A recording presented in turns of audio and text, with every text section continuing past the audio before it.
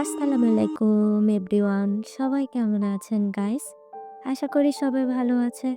আলহামদুলিল্লাহ আমিও আপনাদের দোয়ায় ভালো আছি। অনেক দিন পর আমার একটা ব্লগ ভিডিও নিয়ে আসলাম। একটা হতবাক ভিডিও। তো সেটাই আপনাদের সাথে শেয়ার করতে চলে আসলাম। আশা করি সবাই পাশে আছেন এবং পুরো ভিডিওটা দেখবেন। ১ বছর একটা মানুষ কিভাবে মারা গিয়ে আবার জীবিত হয় সেটাই আজকে আপনাদের কাছে বলবো। সেটারই বাস্তব ঘটনা আজকে আপনাদের কাছে শেয়ার করব। তার জন্য আমার পুরো ভিডিওটা দেখতে হবে। তো প্রথম থেকেই ভিডিওটা শুরু করলাম আজকে। এই তো আমি দেখতে পাচ্ছেন কোথাও যাচ্ছি। হ্যাঁ, আমি দীর্ঘদিন অসুস্থ। অনেক ডাক্তার দেখিয়েছি। ডাক্তার আমার কোনো রোগই ধরতে পারে না। আমি কি ডাক্তারকে বুঝাইতে পারি না? নাকি ডাক্তার আমার রোগ বোঝে না? জানি না। অনেক পরীক্ষা-নিরীক্ষা দিয়েছে। তারপর বলেছে কি আমার জন্ডিস হয়েছে। তো আর কি, জন্ডিস হওয়ার জন্য আমাকে হসপিটাল ভর্তি হইতে হয়। মাসের পর মাস ভর্তি হই। কিন্তু জন্ডিসের প্রবলেম থেকে আমার নাকি লিভার থেকে পেইন করে। জানি না। কিন্তু ডাক্তারের কাছে গেলে ডাক্তার বলে কি গ্যাসের ব্যথা, অ্যাসিডিটির ব্যথা।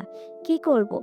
তারপর গ্রামে কিছু মানুষ আছে জন্ডিস উঠায় এইভাবে। কখনো বিশ্বাস করতাম না এগুলো জানেন? তারপর আমি শুনতে একদিন চলে গেলাম জন্ডিস উঠাতে। সত্যি আমি এটা অবাক হয়ে গেলাম জন্ডিস উঠাতে গিয়ে। কারণ একটা লতা দিল আমার হাতে। আর ওই আন্টিটা আমার মাথায় কি পড়ে জানি ঝাড়লো। উনি নাকি এটা স্বপ্নে পেয়েছে। উনার শ্বশুরে পেয়েছে, উনার হাতে উঠিয়ে দিয়েছে। বর্তমানে উনার শ্বশুর নেই। উনি এইভাবে তোলে। বিশ্বাস করেন জন্ডিস উঠানোর পর ৩ দিন পর আবার আমি মনের সন্দেহে উঠাই।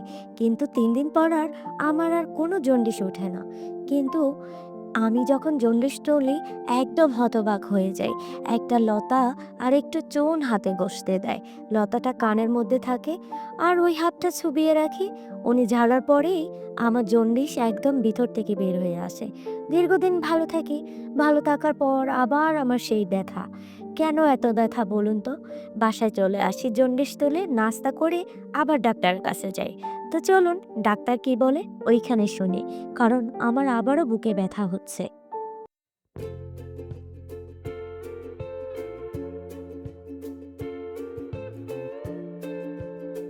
আর এটা হচ্ছে ওই হসপিটালের ভিতরে একটা মসজিদ। মসজিদ দেখলেই আমি আবেগী হয়ে যাই। হ্যাঁ, ওইখানে ডাক্তার দেখাইছি। আমার রোগ ধরা পড়েছে। কিন্তু এখানে আমার কোনো চিকিৎসা নেই। এখন আমি চলে যাচ্ছি। একটা বছর যুদ্ধ করে যাচ্ছি নিজের সাথে। দেখুন না, আমি আমার রোগের কথা শুনে কতটা হতাশ, কতটা ভয়ে আছি। শুধু ভয়ে এটা ভাবতেছি, আল্লাহ আমার যেন এই রোগটা না হয়। আমি ওই হসপিটাল গেলে যেন আমাকে ডাক্তার বলে আমার কিচ্ছু হয়নি। দেখুন না, একদম চলে এসেছি প্রিপারেশন নিয়ে ওই ডাক্তারের কাছে। আসার সাথেই দেখি কোনো পেশেন্ট নেই। আমিই ১ নাম্বার পেশেন্ট। তারপর ডাক্তার আসে আর আমি হতাশ হয়ে বসে থাকি। ডাক্তার আসলেই আমাকে ডাক্তারের রুমে নিয়ে যায়। সেগুলো আসলে ভিডিও করার মতো মন মানসিকতাই ছিল না। এখন সত্যিই আমার রোগটা হয়েছে আর আমাকে ভর্তি দিয়ে দিয়েছে।